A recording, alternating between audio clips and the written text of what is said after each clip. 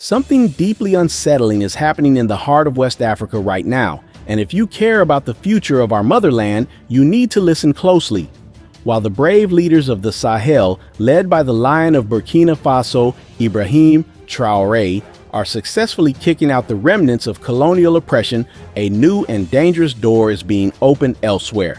Reports have confirmed that French boots are back on the ground, but this time they aren't in Mali or Niger.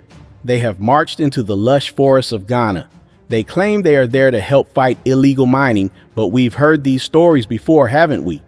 Is it just a coincidence that as France loses its grip on its former colonies, it suddenly finds a noble cause in a nation it never even colonized? Or is this a calculated strike to destabilize the revolution that Ibrahim Traoré has ignited across the continent? The people of Burkina Faso are finally breathing the air of true sovereignty, yet their neighbors are inviting the wolves back to the dinner table. This isn't just about gold or mining, this is about the survival of the African dream. Will we allow the vision of a unified, free Africa to be strangled in its cradle by these shady military pacts? Before we dive deep into this strategic betrayal, I ask you to stand with us. If you believe that Africa belongs to Africans and that leaders like Ibrahim Traoré are the hope for our children's future, please like this video and subscribe to this channel. Most importantly, I want you to flood the comments with "Africa shall be free" or simply "Amen" if you believe God is on the side of justice for our people. Let the world know that the diaspora is watching. Now let's look at what is actually happening on the ground in Ghana. The official story we are being told is that the Ghanaian army is now working alongside the French military deep in the forest. They say the mission is to stop galamsey, which is the local term for illegal gold mining. On the surface, it sounds like a positive thing. We all know that illegal mining is destroying our water and our lands.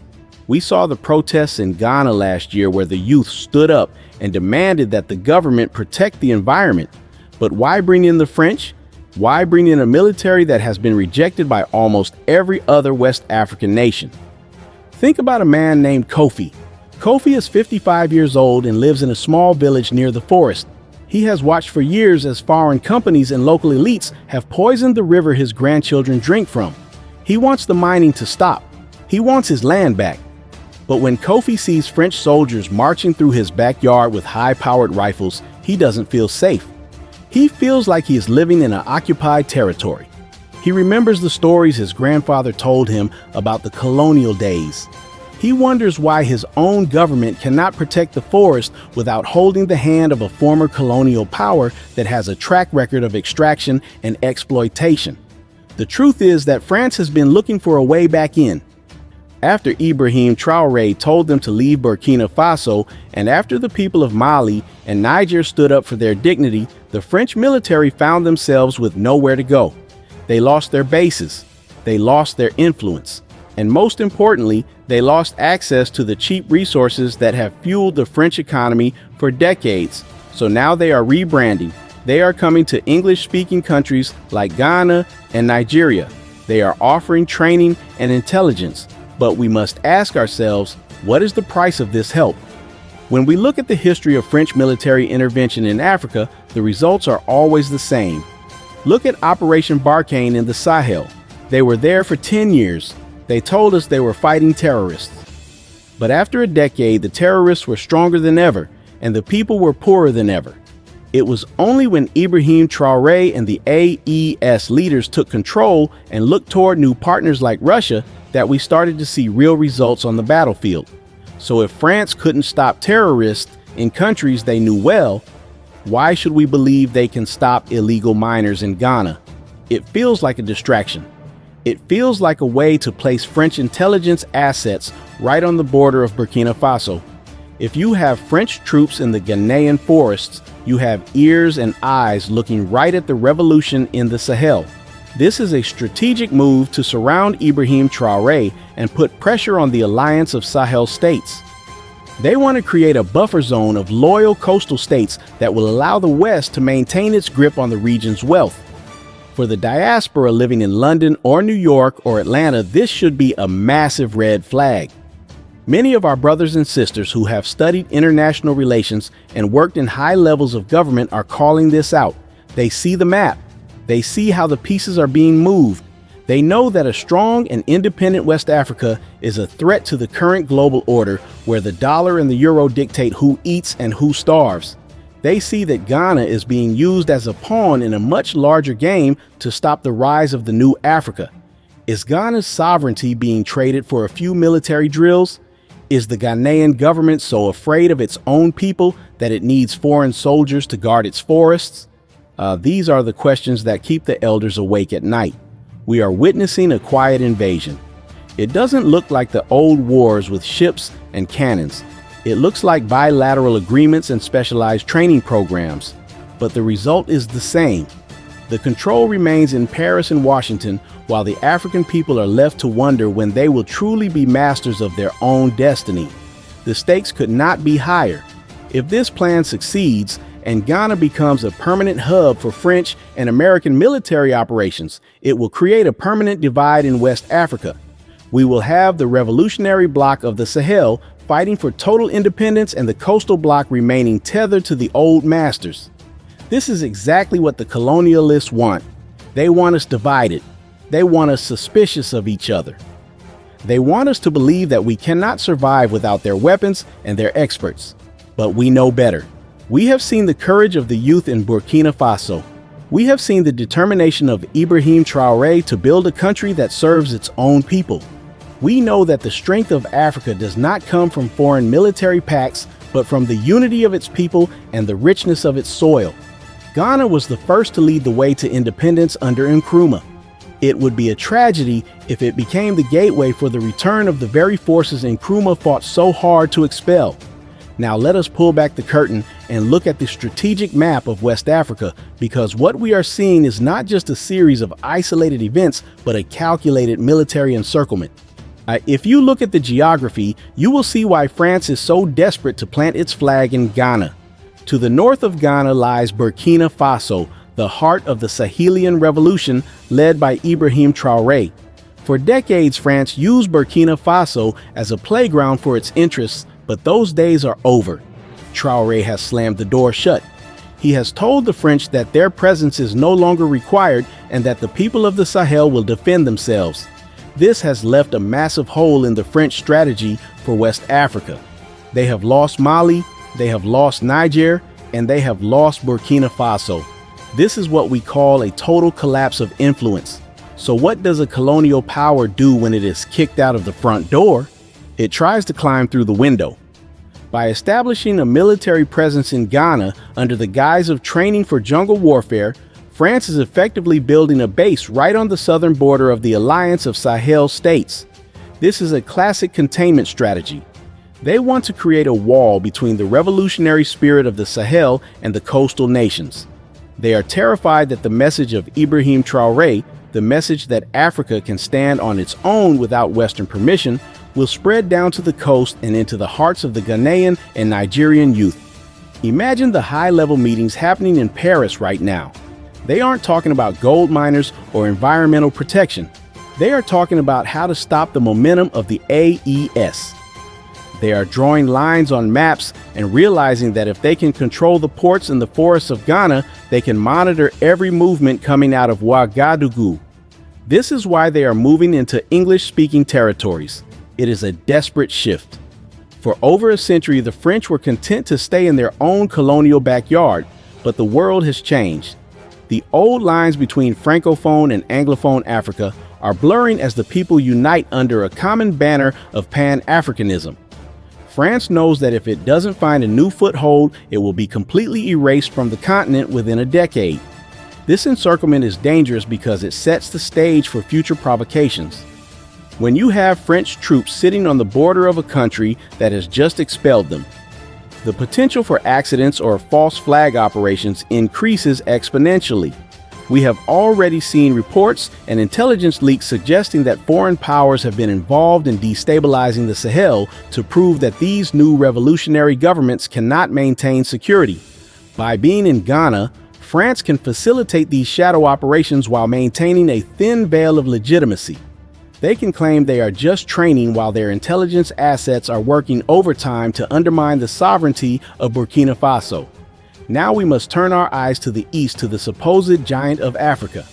What is happening in Nigeria is perhaps even more tragic because it represents a total surrender of national dignity. While Ghana is flirting with France, Nigeria has gone a step further and opened its doors to everyone with a checkbook and a uniform. Just recently, the defense headquarters in Abuja had to come out and try to calm the public about the presence of United States troops. They used the same old tired language. They called it transparency. They called it a partnership for logistics and intelligence. But the people of Nigeria are not blind. They see the American drones. They see the foreign special forces. And they ask a very simple question that the government refuses to answer. If you are the giant of Africa, and if you have the strongest navy on the continent and the 28th strongest in the world, why do you need half the world's militaries to protect your own streets? The situation in Nigeria is a warning to all of us. In the last few months alone, the Nigerian government has signed or deepened military pacts with at least 6 different foreign powers. Think about that for a second. We are talking about the United States, the United Kingdom, France, Israel, Turkey, and others. It is like a house with 6 different security companies, all holding a key to the front door. Eventually, they will start fighting each other over who gets to sit in the living room. This is not a strategy for security. This is a recipe for a civil war or a total loss of state control. Look at the price the Nigerian people are paying for this so-called protection. While the government boasts about its international partnerships, the blood continues to flow in the north. We were told that American airstrikes and Western intelligence would wipe out the terrorists. But what actually happened? Late last year, there were unilateral strikes by foreign forces, and since then, we have seen massacre after massacre. Over 300 innocent lives were lost in just a few weeks across different towns. The killings of Christians and the mass murders of villagers have not stopped. If these foreign militaries are so powerful and so helpful, why is the situation getting worse? The answer is that these foreign powers are not there to save Nigerians. They are there to secure their own interests. They are there to ensure that the oil continues to flow and that Nigeria remains tethered to the global financial system that benefits the West. When the United States or France enters a country like Nigeria, they bring their own agenda. They bring their own rivalries. We saw what happened in Sudan. Sudan was once a unified nation, but after years of foreign powers gathering like vultures and bats, the country was torn apart. They divided it along the lines that suited their own strategic needs, not the needs of the Sudanese people. Nigeria is walking down that same dark path. For the older generation of Africans and the diaspora who remember the struggles for independence in the 1960s, this feels like a nightmare recurring. We watched our fathers fight to take back our land and our resources. We watched leaders like Nkrumah and Lumumba give their lives for the idea of a united Africa. And now, we are watching the current crop of leaders in Abuja and Accra hand back the keys to the kingdom. They are doing it for short-term political survival. They are doing it because they are afraid of the rising tide of the youth who are looking at Ibrahim Traoré and saying if they can do it in Burkina Faso, why can't we do it here? The contrast is stunning. On one side, you have the alliance of Sahel States, which is building a new future based on mutual respect and local sovereignty. They are making deals with Russia for nuclear technology, which is actual actionable technology that can bring electricity and industry to millions. They are looking at China for infrastructure. They are choosing partners that provide tools for development rather than just more boots for the jungle. On the other side, you have Nigeria and Ghana, which are collecting military pacts like they are trophies while their people suffer from record inflation and crumbling security. Let us take a moment to step away from the maps and the military jargon and talk about the people who are actually living through this. I want to tell you about Dr. Samuel. He is part of our diaspora community, a man who moved to Maryland 30 years ago. He is a brilliant engineer, a man who has spent his life building bridges and systems in the United States. But every night, Samuel sits in his living room and stares at the news coming out of West Africa. He looks at his phone and sees the videos of Ibrahim Traoré speaking to the youth, and he feels a spark he hasn't felt in decades. For Samuel, this isn't just news. It is a question of identity. He lives in the heart of the West, but his soul is still in the red soil of his home. Samuel told me recently that it breaks his heart to see Ghana, his birthplace, welcoming the French back into the forest. He said to me that we are living in a time of two Africas. One Africa is represented by the young men in the Sahel who are tired of begging for crumbs from the master's table. They are willing to risk everything for the right to say no.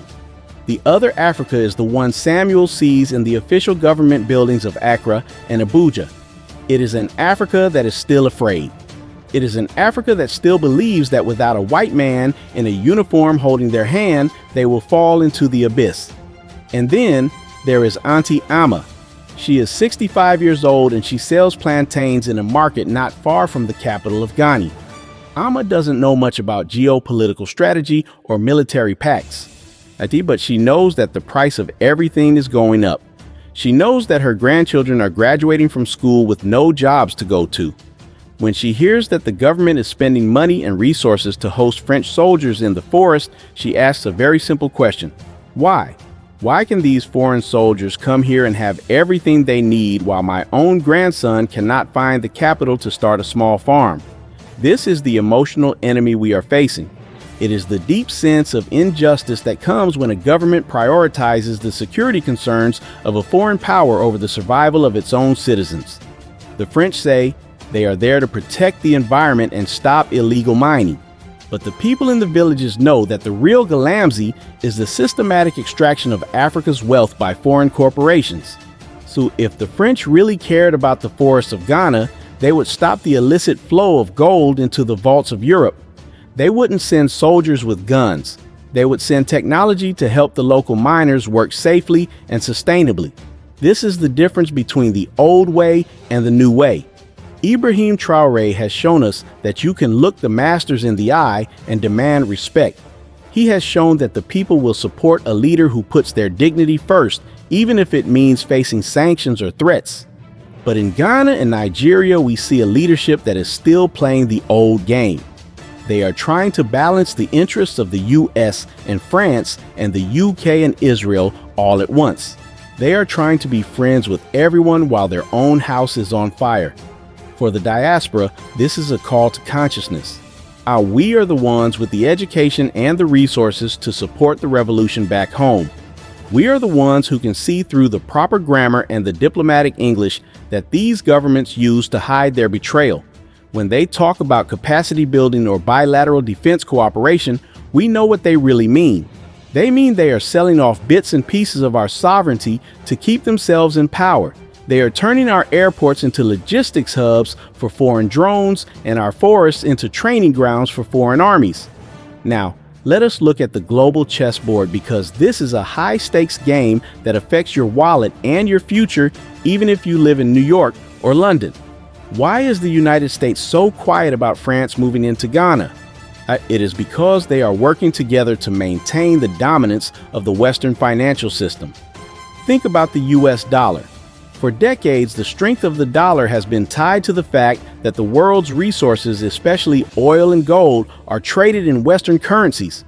If the Sahel revolution succeeds and the alliance of Sahel States starts trading their gold and uranium in a new African currency or in rubles or yuan, it would be a massive blow to the US economy. This isn't just a theory. This is about your pension and your gas prices. If the West loses control of the African resource market, we will see a shift in global power that we haven't seen since the end of World War II.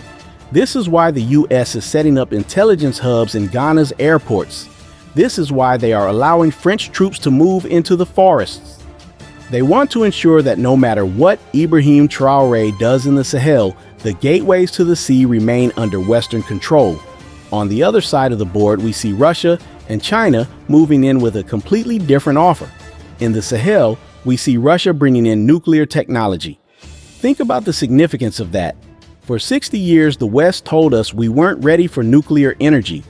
They told us to stick to wood fires and expensive imported oil. But now, the AES countries are looking at a future where they can have cheap, reliable power for their own factories.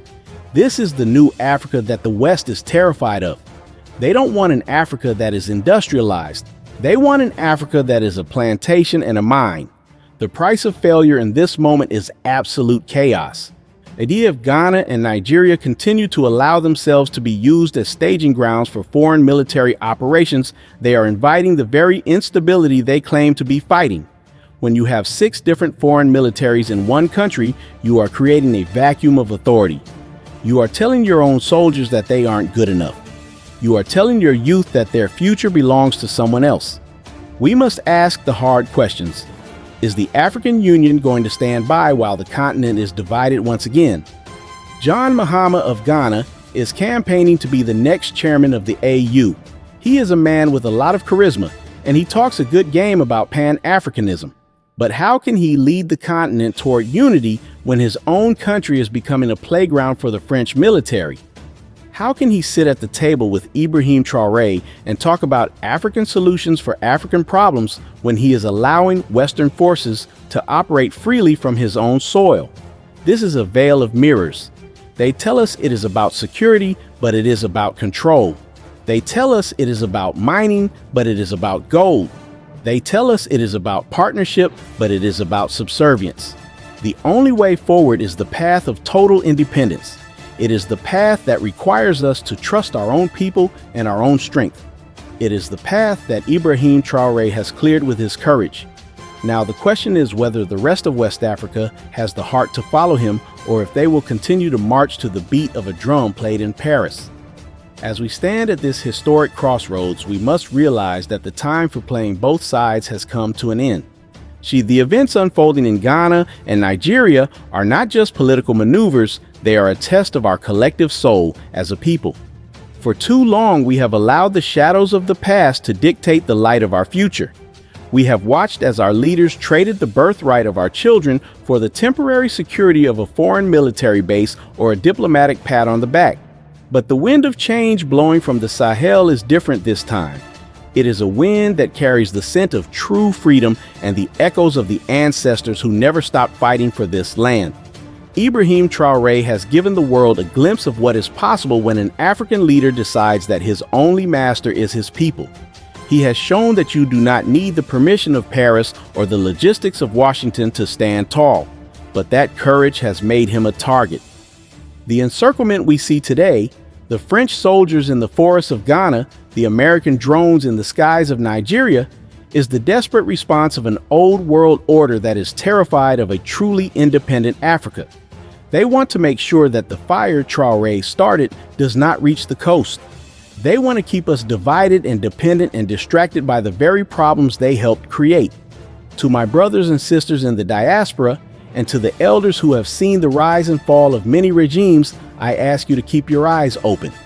Do not be fooled by the professional grammar and the polished speeches of those who claim that these military pacts are for our own good. Ask yourselves why the same powers that failed to bring peace for decades are suddenly so eager to help again. Ask yourselves if we want a continent that is a battlefield for foreign interests or a home for our own prosperity. The choice is ours. We can support the vision of a new Africa that is self-reliant and proud, or we can watch as the gateways to our continent are handed back to the very forces that spent centuries extracting our wealth. The situation in Ghana and Nigeria is a warning. It is a call to action for every African who believes that we are capable of defending our own borders and managing our own resources. We must stand with the leaders who stand with us. We must amplify the voices that demand sovereignty over subservience. Before I leave you today, I want us to perform a small but powerful act of unity. If you believe that the future of Africa belongs to the African people, and if you stand with the vision of a free and united continent, I want you to do 2 things. First, if your heart beats for the liberation of our motherland, please subscribe and share this message with someone who needs to hear the truth. Second, I want you to perform a ritual of hope in the comments below. Write Amen if you believe that justice will prevail. Write Africa Rise if you are ready to see our people walk in dignity. Let us fill the comment section with a roar that can be heard from Accra to Abuja and all the way to the heart of the Sahel. Let the world know that we are no longer sleeping. We are awake, we are watching, and we are united. May God bless the leaders who have the courage to put their people first, and may He protect the beautiful land of our ancestors. Africa will be free, and it will be by our own hands and our own strength. I am your host, and I thank you for standing with us in this fight for the truth.